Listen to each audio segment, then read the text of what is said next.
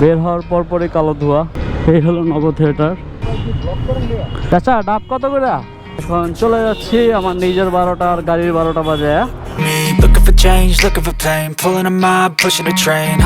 Hello guys, it's Safi and welcome to my channel.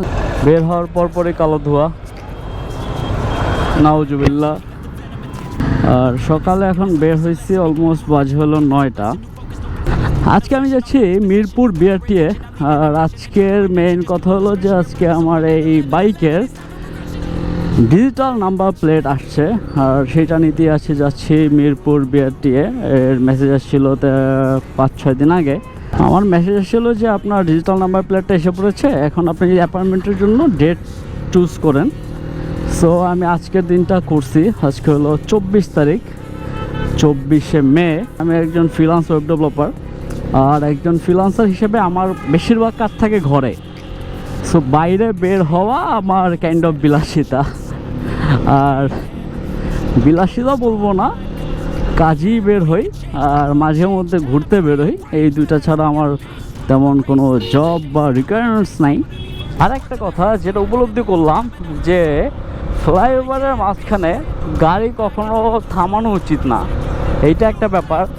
অনেকে দেখছি যে আমি খিলগাঁও ফ্লাইওভারে প্রায় আমি দেখি অনেকে বাইক বা অনেকে কার এক পাশে পার করে তারপর তারা চিল করে। ভাই চিল করবেন ভালো কথা, বাট ফ্লাইওভারে যখন মানুষ উঠে তখন বেশিরভাগ এক্সপেক্ট করে যে পুরো রাস্তাই থাকবে ফাঁকা, আর সেই সুবাদে তারা অনেক সময় জোরে গাড়ি চালায়। আর যদি আপনার গাড়ি পার করা থাকে আর যদি সে সামহাও মিস করে যায়, তখন একটা বড় ধরনের দুর্ঘটনা হতে পারে। সেইটা আশা করি সবারই করা উচিত। আর আমি ভয় পাচ্ছি আর একটা, সেটা হলো মাওয়া ব্রিজ সামনের মাসে, মানে জুনের শেষের দিকে চালু হয়ে যেতে পারে। আর মাওয়া ব্রিজ যখন চালু হবে তখন অলমোস্ট ঢাকা সিটিতে যারা থাকে তারা বেশিরভাগ মানুষই যাবে, যারা বাইকার বা যারা কার ড্রাইভ করে, যাদের নিজেদের কার আছে, অনেকেই যাবে, ঘুরতে যাবে। যাই হোক, তো একটু সাবধানে যাবেন। বাইকারদের উদ্দেশ্যে বলতেছি মেনলি, কারণ এত পরিমাণ গাড়ি যাবে। আর বড় বড় ট্রাক, বাস যেগুলো আগে ফেরি দিয়ে পার হতো, ওইগুলো ওই মাওয়া ব্রিজ দিয়েই যাবে। সো একটু সাবধানতা অবলম্বন করবেন, কারণ মাওয়া রোডে অনেক পরিমাণ অ্যাক্সিডেন্ট হয়েছে এর আগেও, আর হচ্ছেও এখনও। সো সেই জন্য সবারই উচিত একটু এইটা মাথায় রেখেই চলা। এই হলো নগর থিয়েটার। রিসেন্টলি অনেক ভিডিও ভাইরাল হচ্ছে, নগর থিয়েটার নতুনভাবে উদ্ভাবন করছে, আর অনেক ভিতর অনেক সুন্দর। আর যতটুকু শুনছি যে এখানে সিনেপ্লেক্সের, মানে বসুন্ধরা সিনেপ্লেক্সের একটি শাখা এখানেও দিছে। তো একদিন আসতে হবে হোপফুলি।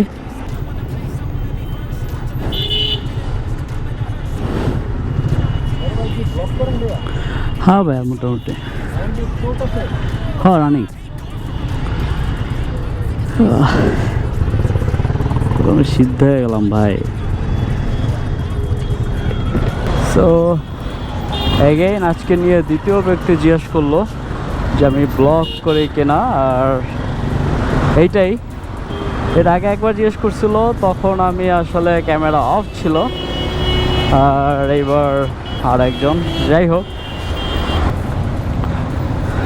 চাচা ডাব কত করে? 80, 100, 120।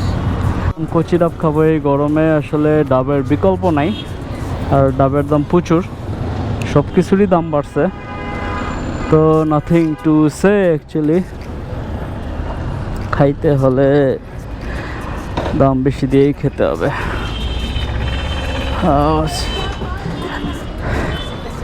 ডাব খাওয়া কমপ্লিট, আর এখন আবার যাচ্ছে। একটু রিল্যাক্স লাগতেছে এত গরমের ভিতরে, একটু ডাব খাওয়ার পর একটু রিল্যাক্স লাগতেছে। এখন আস্তে ধীরে যাই। আর আমি মিরপুর বিআরটিতে বেশি যাই না, আসলে মিরপুরে বেশি যাই না। এককালীন ছিল যে যখন ছোট ছিলাম তখন মিরপুরে থাকতাম, বাট সেটা অনেক আগের কথা, যখন প্রথম ঢাকা শহরে আসি 2000 সালে। আর তখন 4 থেকে 5 বছর ওখানে ছিলাম, তারপর আর যাওয়া হয়নি। আসলে বুঝতেছি না এটা রাস্তা না অন্য কিছু। আল্লাহ, এটা হইলো মেবি মেট্রো রেলের স্টেশনের নিচে। রাস্তাটা প্রচুর ভাঙা। অলমোস্ট মিরপুর বিআরটিএতে চলে আসলাম।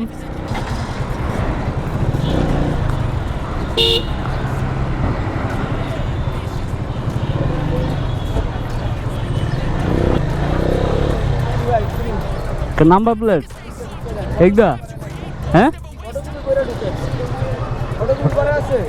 কি মানি রিসিটের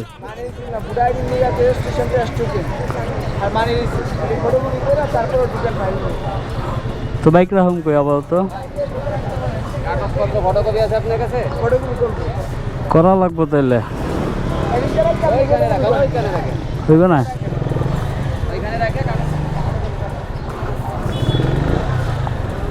তো ভাই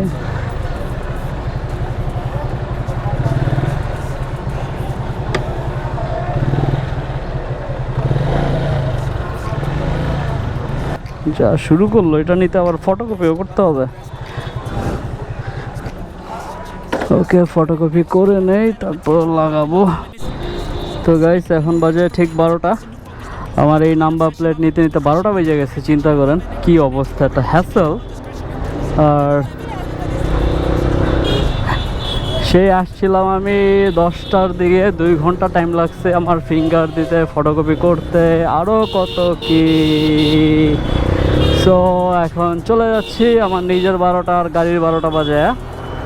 যাই হোক বিআরটিএ বা সরকারি কাজকর্ম একটু স্লো হয় আর একটু কি বলে ওটাকে দালাল টালালে পুরো ভরা থাকে, জিনিসটা বিরক্তিকর।